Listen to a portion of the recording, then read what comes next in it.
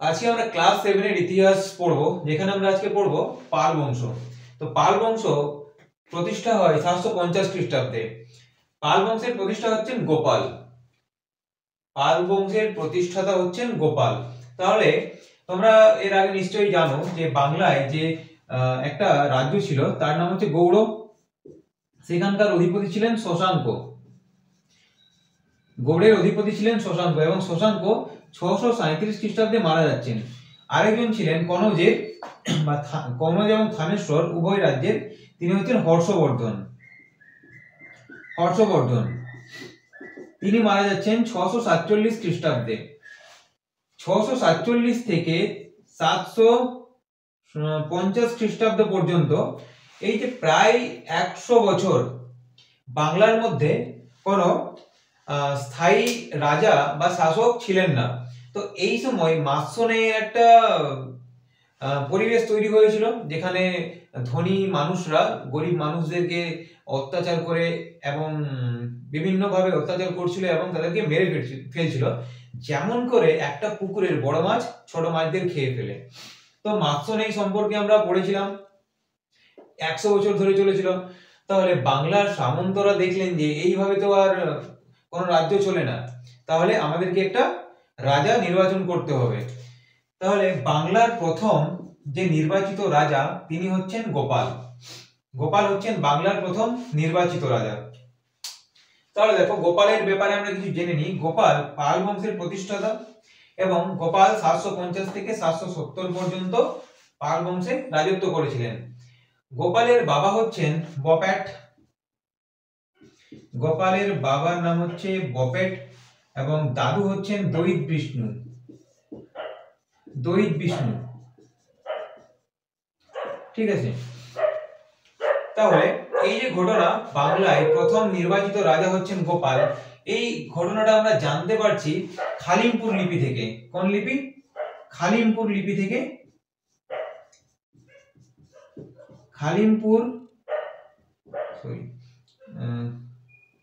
খালিমপুর লিপি থেকে আমরা জানতে পারছি। তাহলে গোপাল যে প্রথম বাংলার নির্বাচিত রাজা, এটা আমরা জানতে পারছি খালিমপুর তাম্রলিপি থেকে। আচ্ছা, গোপালের বাবা হচ্ছেন বপ্যাট এবং দাদু হচ্ছেন দৈত বিষ্ণু, আর গোপালের মা হচ্ছেন দেবদা দেবী। দেবদা দেবী হচ্ছেন গোপালের মা। ঠিক আছে।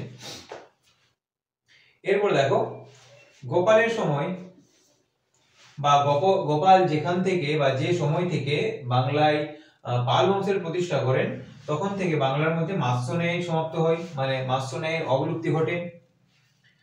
এরপর গোপালের একটা নির্মাণ হচ্ছে অদন্তপুরী বিহার, তিনি নির্মাণ করেন বাংলার মধ্যে, অদন্তপুরী বিহার।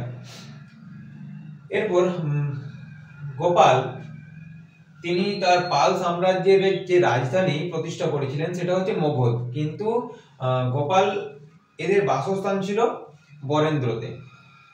ঠিক আছে।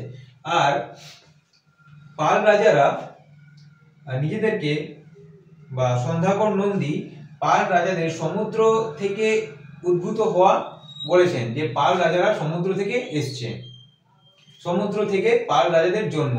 কিন্তু পাল রাজারা নিজেদেরকে সূর্য বংশীয় মনে করতেন। তাহলে এই কয়েকটা ঘটনা পাল রাজা সম্পর্কে, মানে গোপালের সম্পর্কে আমাদেরকে জানতে হবে। গোপালের বাবা ছিলেন ব্যাপট, দাদু ছিলেন দৈত বিষ্ণু, মা ছিলেন দেবদা দেবী। তিনি 750 থেকে 770 বাংলায় পাল রাজা হিসেবে রাজত্ব করেছিলেন এবং তিনি বাংলার প্রথম নির্বাচিত রাজা। তিনি মাৎস্য ন্যায়ের সমাপ্তি করেন এবং অদন্তপুরী বিহার নির্মাণ করেছিলেন। তো এতটা আমরা পড়লাম পালের ব্যাপারে বা গোপালের ব্যাপারে। এরপরে গোপালের পাল বংশের রাজা ধর্মপাল সম্পর্কে আলোচনা করব। ধর্মপালের রাজত্বকাল ছিল 770 থেকে 810 খ্রিস্টাব্দ পর্যন্ত। তাহলে ধর্মপাল গোপালের পরে সিংহাসনে বসেন। পাল বংশের শ্রেষ্ঠ রাজাদের মধ্যে একজন ছিলেন ধর্মপাল। ধর্মপাল মুঙ্গের তাম্রশিল্প থেকে জানা যায় যে ধর্মপাল হচ্ছেন কেদার এবং গোকর্ণ নামক দুটো জায়গা, কেদার যেটা গাড়োয়াল নামে পরিচিত এবং গোকর্ণ যেটা নেপাল নামে পরিচিত এখন, সেই দুটো জায়গা তিনি অধিকার করেছিলেন। এছাড়াও তিনি গান্ধার, তারপর গৌড়, এইসব জায়গাগুলোতে অধিকার করেছিলেন। দেখো এই সময় ধর্মপাল ত্রিশক্তি সংগ্রামে জড়িয়ে পড়েছিলেন। ত্রিশক্তি সংগ্রাম হচ্ছে বাংলার সব থেকে গুরুত্বপূর্ণ জায়গা কনৌজকে দখল নিয়ে। সেই সময় কনৌজ একটা এমন একটা স্থান ছিল বা রাজ্য ছিল যেখানে তোমার কৃষিকাজ, খনিজ দ্রব্য এবং নদীপথে বাণিজ্য, এই তিনটার জন্য কনৌজ বিখ্যাত ছিল। আর কনৌজ একটা এই ধরনের সিম্বলিক রাজ্য ছিল যেটা দখল করলে সমস্ত রাজ্য তার মানে সেই রাজ্যকে একটা শক্তিশালী রাজ্য হিসেবে মেনে নিত। তাহলে এই রাজ্যকে দখল করার জন্য ধর্মপাল ত্রিশক্তি সংগ্রামে জড়িয়ে পড়েন, যেখানে পাল বংশের হচ্ছেন ধর্মপাল এবং প্রতিহার বংশের হচ্ছেন প্রতিহার বংশ, এবং এছাড়া আছে রাষ্ট্রকূট বংশ। মানে পাল, প্রতিহার এবং রাষ্ট্রকূট এই তিন রাজ্য কনৌজকে দখল নিয়ে ত্রিশক্তি সংগ্রামে জড়িয়ে পড়েন।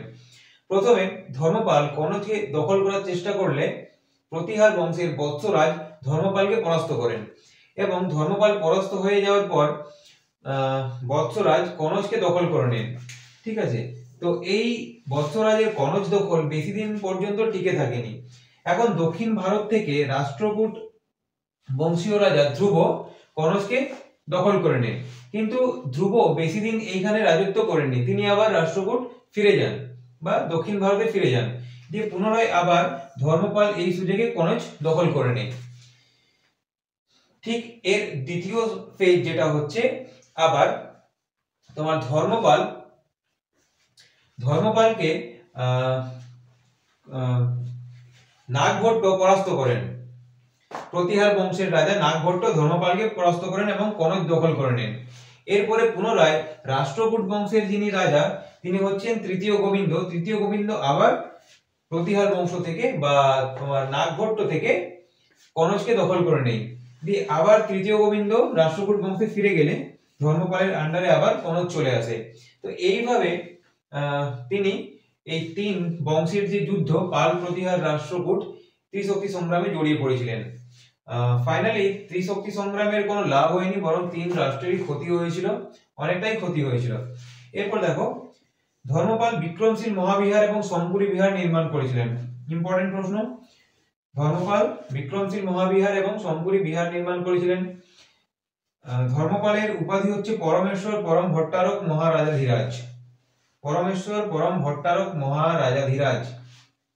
এবং তিনি আরেকটি উপাধি ধারণ করেছিলেন উত্তরা পথস্বামী এবং পরম সৌগত।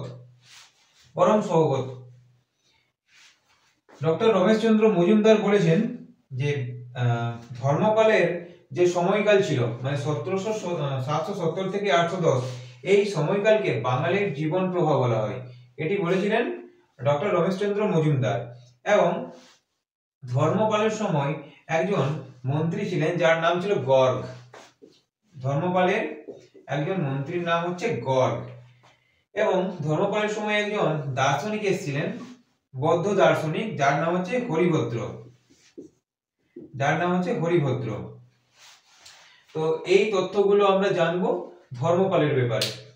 এর পরের ভিডিওটিতে তোমাদের বলবো দেবপালের ব্যাপারে এবং কিভাবে কয়বর্ত বিদ্রোহ হয়েছিল মহিপালের সময়। তো পরের ভিডিওটির জন্য তোমরা এই চ্যানেলটি